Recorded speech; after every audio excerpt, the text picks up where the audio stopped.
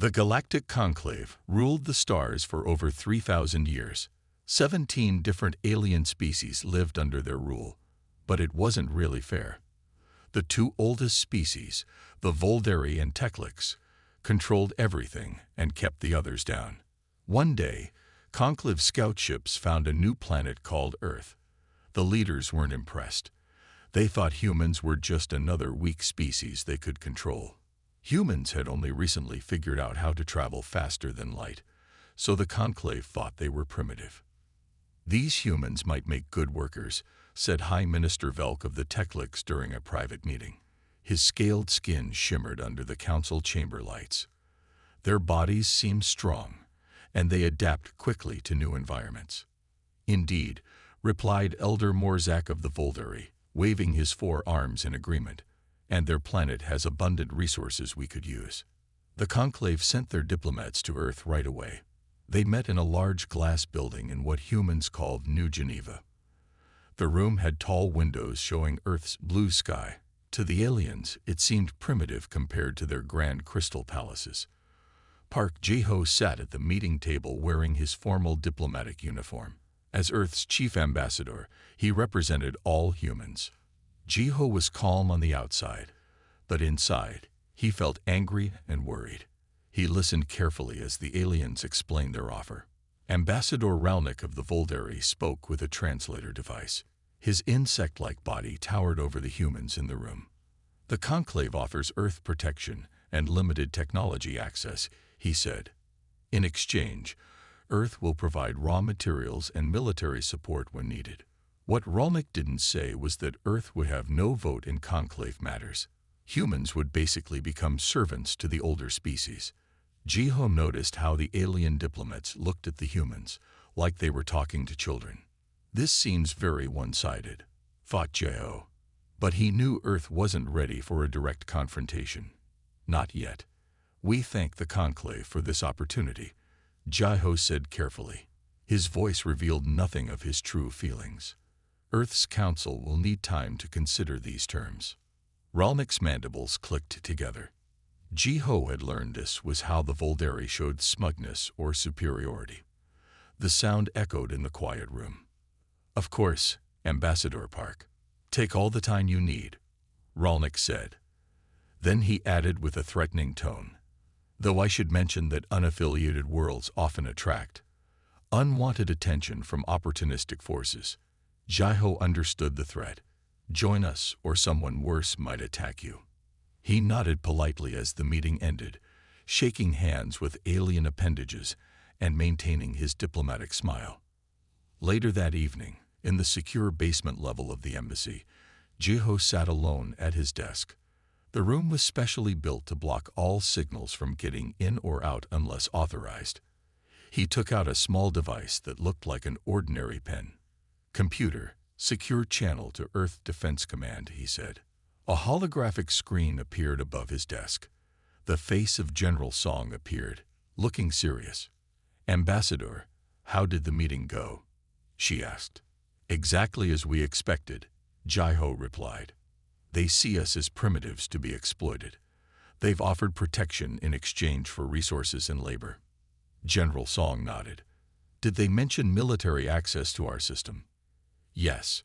They want the right to station ships here and expect us to contribute soldiers to their conflicts. We would receive minimal technology in return." "And voting rights in their conclave?" Ji-ho shook his head. "None. We would be a protectorate only." General Song's expression hardened. "Then we proceed as planned." Ji-ho took a deep breath. This moment would change human history forever. Earth had been preparing for this possibility ever since their scientists detected alien signals 50 years ago. The public thought space exploration was progressing normally, but in secret, Earth's nations had united to build defenses. "Yes," Ji-ho said firmly. "Commence Thunderstorm Protocol." These 3 words would activate Earth's hidden shipyards on the far side of the moon and in the asteroid belt. Workers would begin round-the-clock shifts. Military personnel would be quietly moved to their stations. Earth would appear to be considering the Conclave's offer while actually preparing for a very different response. "Understood," said General Song. "Time estimate to completion. Tell them 5 years. Not a day longer," Jai-Ho said. "The Conclave is patient with species they think are primitive, but they won't wait forever." As the communication ended, Jai-Ho looked out his window at the night sky. Somewhere up there, Conclave ships watched Earth. They thought they were looking at their next conquest. They had no idea what was coming. "They think we're weak because we're peaceful," Jai-Ho whispered to himself. "They'll learn that humans prepare for peace by being ready for war."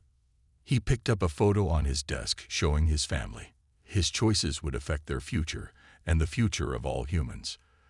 The Conclave had existed for thousands of years, controlling countless species across the stars. They thought humans would be just another easy addition to their collection. They were wrong. For 5 years after the meeting with the Conclave, Earth changed in ways no outsider could see. Countries that once fought each other now worked together in secret. The public didn't know the full truth. They were told that Earth's leaders were carefully thinking about the alien offer. But deep under the moon's surface, humans were building something amazing. Captain Kim Hai-jin's boots echoed as she walked through the huge underground base. Around her, thousands of workers moved like ants, carrying parts and operating machines. The air smelled of metal and electricity. Overhead lights shone on the massive shape taking form in the center of the cavern. The Defiance was enormous. 3 kilometers long, it was bigger than any ship humans had ever built. Its dark hull absorbed light. Special metals from asteroid mining made up its skin. Hai-jin felt proud every time she saw it. "Hard to believe we built this in 5 years," she thought. She heard footsteps behind her and turned to see Commander Lee Ta-won walking quickly to catch up. "Captain Kim," he called. Ta-won was tall with short black hair and serious eyes. "I've been looking for you." "Commander Lee," she greeted him with a nod. "Come to see the final touches." They stood together looking at the massive battleship. Workers in spacesuits crawled over the hull like tiny insects, welding the last armor plates in place. "Will she be ready in time?" Ta-won asked. His voice was low with worry. "The Conclave is getting impatient. Their ships have been moving closer to our system." Hai-jin nodded confidently. "Final systems checked tomorrow. The gravitational matrix is performing beyond expectations, and weapons testing is complete." The gravitational matrix was Earth's secret weapon.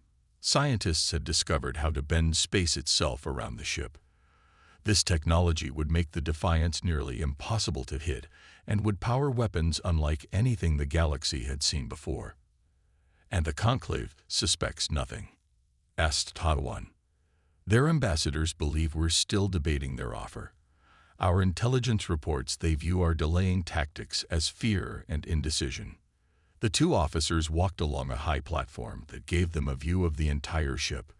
Below, engineers were loading the last of the quantum torpedoes into the weapon base.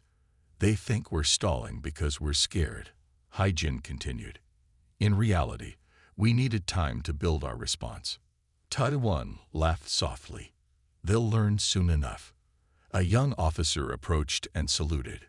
"Captain Kim, your shuttle is ready.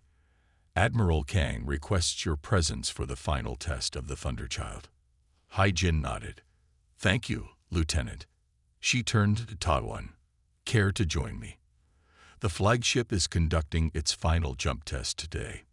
2 hours later, their shuttle approached a secret base in orbit around Jupiter. The gas giant's swirling storms provided a backdrop for another massive ship. The Thunderchild was the first of Earth's new battleships to be completed, and it was now fully operational. Inside the flagship's bridge, Admiral Kang Do-hyun stood tall, watching his crew work at their stations. The bridge was circular with screens showing space in all directions. Blue lights gave everything a calm glow. Kang was 55 years old with gray at his temples. He had been chosen to lead Earth's new fleet because of his calm thinking and battle experience during the Mars colony uprising 10 years earlier. "Captain Kim, Commander Lee," he greeted as they entered. "You're just in time. We're preparing for the final tactical jump test." "How far are we jumping, Admiral?" asked Hai-jin. from Jupiter to Neptune and back. If successful, it will prove the drive can make precise jumps even at short distances. This was important because most alien ships could only jump accurately between star systems. The ability to make small, precise jumps within a solar system would give humans a huge advantage in battle. Navigation, are we ready? Called Kang. Yes, Admiral. Course plotted and locked in. Power systems. All green, sir. Jump drive at full capacity. Kang nodded. Begin countdown. Jump in 10 seconds. The bridge crew called out the final checks as the numbers counted down. Hai-Jin felt her heart beat faster. This was the moment that would prove if 5 years of work had paid off. 3, 2, 1, jump. There was no sensation of movement, just a brief flicker of the lights. On the screens, Jupiter disappeared and was replaced by the blue sphere of Neptune. Position confirmed, Admiral, called the navigation officer excitedly. We're exactly where we should be, down to the meter. The bridge crew cheered. Kang allowed himself a small smile. Prepare for return jump, he ordered. Let's make sure we can do it again. The return to Jupiter was just as perfect. Admiral Kang looked at the reports coming in from all systems. Everything was working better than expected. Send word to Earth Command, he ordered. The fleet is ready. As Hai-Jin watched the message being sent, she thought about what came next. For 5 years, humans had worked in secret, building ships that could stand against the Conclave. Now it was almost time to reveal what they had created. The Conclave thought humans were weak and afraid. They thought Earth was just stalling because they feared saying no to the powerful aliens. They couldn't imagine what was coming. Soon, the galaxy would learn just how dangerous humans could be when threatened. The Conclave leaders had grown tired of waiting. For 5 years, humans had delayed giving an answer about joining them. The aliens believed humans were simply afraid to say no. The truth was far different. A small human mining ship was digging for metals in the asteroid belt between Mars and Jupiter. The captain, a woman named Bak Sunho, received a message from her sensors. Captain, we have ships approaching. They look like Conclave vessels. Sunho frowned. We're in Earth territory. They have no right to be here. A harsh voice came through the communication system. Human vessel, you are operating illegally close to Conclave space. Power down and prepare to be boarded. Sunho checked her maps again. That's not true. We're well within our boundaries. But the alien ships didn't care. They had been looking for any excuse. Sunho sent an emergency signal to Earth before her ship was forced to stop. Within hours, 20 large Conclave warships entered the Sol system. They moved in a V formation toward Earth. Their weapons were ready. Messages blasted across all channels. Earth must submit to Conclave protection immediately. This is your final opportunity. On Earth, emergency meetings were held. President Wang looked at the reports and nodded to his military commanders. It's time. On the main Conclave ship, Fleet Commander Zith stood tall and proud. His scaled skin reflected the lights of the bridge. As a Teclix, he believed his species was naturally superior to most others, especially humans. Status report, he ordered. We are approaching Mars orbit, Commander. Earth has made no response to our demands. Zith made a hissing sound of satisfaction. As expected, they are paralyzed with fear. Prepare to target their orbital stations when we reach Earth. A small display of force should bring them to their knees. The Conclave ships moved past Mars. Their sensors detected something unusual. Commander, I'm picking up strange energy readings from behind the planet, reported the sensor operator.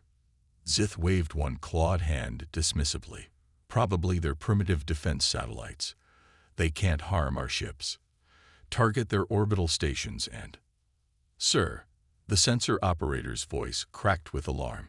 Something is emerging from stealth field. The main screen showed the space behind Mars. At first, it looked empty. Then the image seemed to waver, like heat rising from a hot road. Suddenly, 6 enormous ships appeared as if by magic. The bridge crew of the conclave ship fell silent. What they saw seemed impossible. Each human ship was gigantic, at least 3 kilometers long. They dwarfed the conclave cruisers by several times. Their hulls were dark blue and seemed to drink in the light of the sun. Strange patterns of energy moved across their surfaces like living things. "Impossible," whispered Zith, his confidence gone in an instant. "Their technology is centuries behind this level of advancement. Our reports said they barely had spacecraft that could reach their own moon." The ships moved with impossible grace for vessels so large. They positioned themselves in a circle around the conclave fleet. The aliens were surrounded. "Commander," the communication officer turned to Zith, mandibles twitching nervously. "We're receiving a transmission from the human vessel." Zith swallowed his fear. "Put it on screen." The face of a human male appeared. He wore a dark uniform with gold symbols on the shoulders. "Conclave Fleet, this is Admiral Kang Do-hyun of Earth's Defense Force. You have entered sovereign human space with hostile intent. You are ordered to power down weapons and withdraw. This is your only warning." The Admiral's voice was calm but firm. He showed no fear, no uncertainty. Zith struggled to understand what was happening. How could humans have built such ships in secret? Where had they obtained such technology? The Conclave had been watching Earth for 5 years, and they had seen nothing to suggest humans possessed such capability. "This must be a trick," he said, but his voice lacked conviction. "Scan those vessels. They cannot be as powerful as they appear." The science officer worked quickly at his station. When he looked up, his face showed shock. "Commander, these ships are unlike anything in our database. Their power signatures are off the scale. And—" he hesitated. "And what?" demanded Zith. "And they appear to be bending space around themselves. Our targeting systems cannot lock onto them." Zith felt cold fear in his stomach. This changed everything. The Conclave had expected to intimidate a primitive species into submission. Instead, they found themselves facing technology that might be superior to their own. "We should respond to their communication," suggested his second-in-command quietly. Zith nodded, trying to gather his thoughts. He needed to report this to the High Ministers. This changed the balance of power in the entire sector. On the human flagship Thunderchild, Admiral Kang watched the conclave ships with calm eyes. Around him, his crew worked efficiently at their stations. 5 years of training had prepared them for this moment. "They're scanning us, Admiral," reported the sensor officer. "Let them," replied Kang. "They'll find nothing that will help them." Captain Kim Hai-jin stood beside him.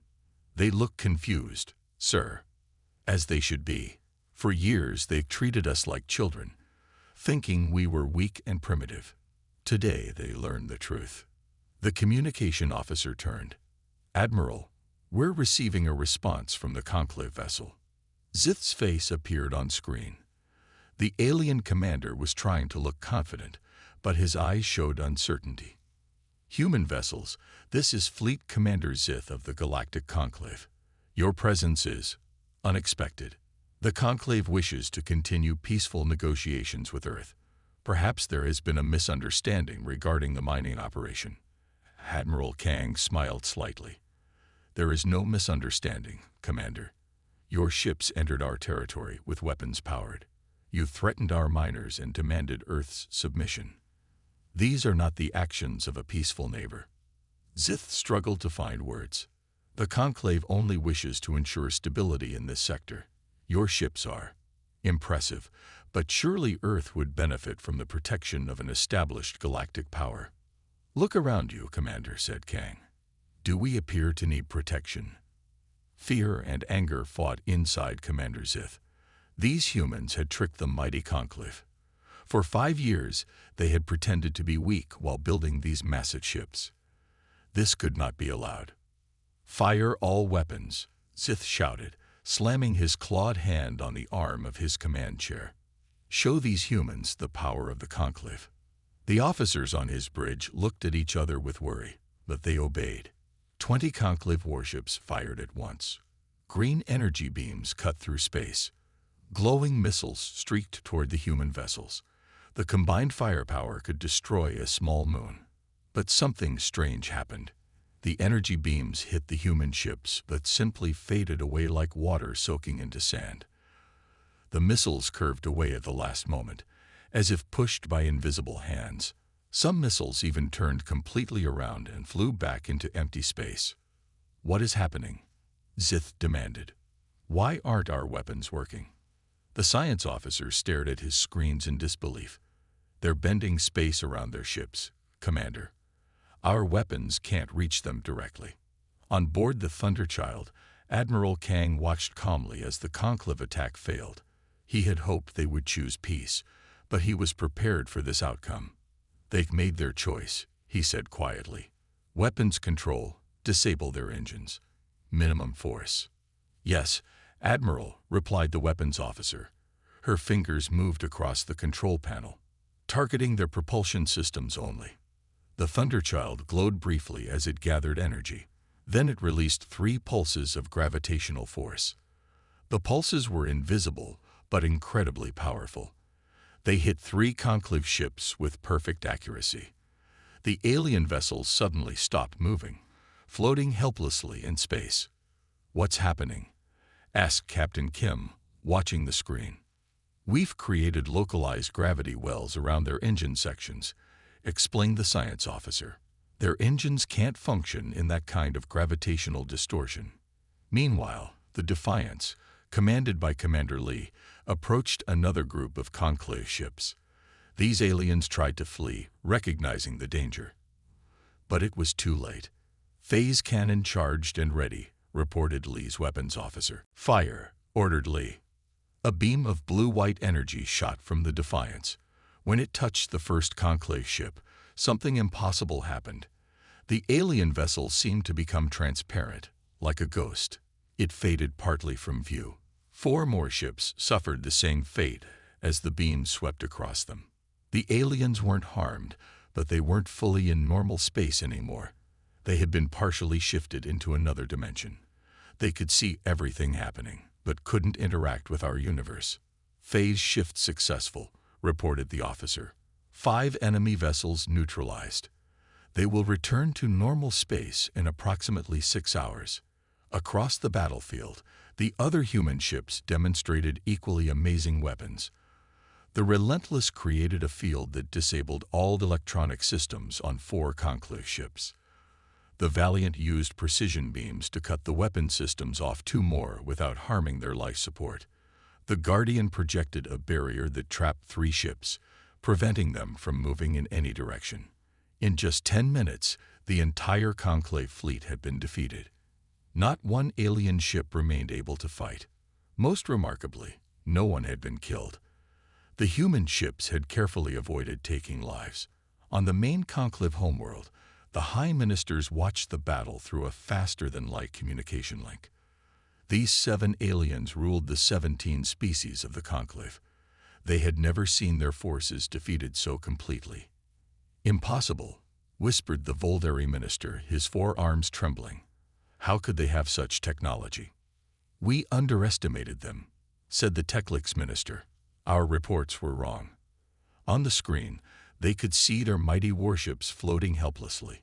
Some were partly transparent. Others spun in circles, unable to control their movement. It was a total defeat. While this was happening, Earth's Trade Minister Yoon Min-soo was busy with his own mission. From his office on Earth, he opened communication channels to several of the junior species in the Conclave. These were races that had joined later and had little power. The Lurani representative appeared on his screen. The Lurani looked like tall, thin humans with blue skin and large eyes. "Minister Yoon," the alien said cautiously, "this is an unexpected communication."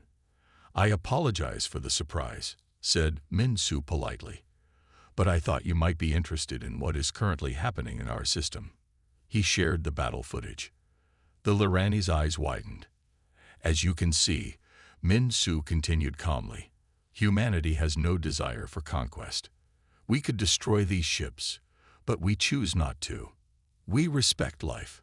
But neither will we accept subjugation. Your technology, the Lorani said in wonder.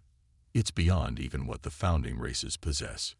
Yes, and we are willing to share some of it with species who wish to have fair and equal relationships with us. Similar conversations happened with the Drell, the Antari, and other junior conclave members. Within hours, 3 of these species had formally requested new negotiations with Earth. They no longer wanted to be represented by the conclave in dealings with humans. Back in Earth's solar system, Admiral Kang opened a channel to all conclave ships. Your vessels have been disabled but not destroyed, he said. We will provide emergency power to your life support systems if needed. We are not your enemies unless you choose to make us so. Commander Zith sat in his darkened bridge. Emergency lights provided the only illumination. His mighty warship now floated helplessly like a dead thing. What are your orders, Commander? Asked his second-in-command. Zith looked at the screen showing the massive human ships. He had never imagined such a defeat was possible. Send a message to the High Ministers, he said quietly. Tell them we need new instructions. The humans are not what we thought they were. 3 months after the battle, a new day dawned for the galaxy. The Great Hall of the Thunderchild had been transformed for this special event. The massive room, usually used for crew gatherings, now held representatives from 22 different alien species. Soft lights glowed from the ceiling. Large windows showed the stars outside. At the center of the room stood a round table made of dark wood from Earth. On it lay a document that would change everything. Admiral Kang walked slowly around the room, greeting each delegate. Some aliens had 4 arms. Others had scales or feathers. A few didn't even have solid bodies. But today, they all came together as equals. I never thought I'd see this day, said Captain Kim Hai-jin, watching from nearby. So many different species, working together instead of following conclave orders. Ambassador Park Ji-ho nodded. It took a show of strength to make them listen, but it's our restraint that made them respect us. After the battle, news had spread quickly across the galaxy. Humans had defeated the mighty conclave fleet without killing anyone. This was something new in galactic politics. Most species would have destroyed their enemies completely. The Volderi and Tekliks, who had ruled the conclave for thousands of years, were forced to accept new terms. They arrived last, entering the hall with stiff movements that showed their unhappiness. Welcome, said Admiral Kang, bowing slightly to them. We appreciate your presence. The Tekliks minister flicked his tongue, but said nothing. His species was not used to being treated as equals by those they considered inferior. When everyone was seated, Park Ji-ho stood to speak. Today marks a new beginning, he said. For 3,000 years, the conclave ruled through fear and control. Today we create something different, the Stellar Cooperative. He explained the key points of the agreement. All member species would have equal votes. Technology would be shared fairly. Each world would control its own resources, and all would come to the aid of any member under attack. Humans have shown they can protect themselves, spoke a small furry delegate from the Antari species. Why would you share your power with us? Admiral Kang answered, because true security doesn't come from weapons alone. It comes from friendship and trust. One by one, the representatives came forward to sign. The junior species of the old conclave signed eagerly. They had suffered under Volderi and Tekliks rule for centuries. Finally, it was time for the former conclave leaders to sign. The Volderi minister approached the table slowly, his 4 arms stiff with anger. You realize, he said quietly to Park Ji-ho, that you've destroyed a system that kept peace for 3,000 years. Park nodded. There was a time when we might have reacted differently to your threats. Centuries ago, humans might have sought revenge or domination.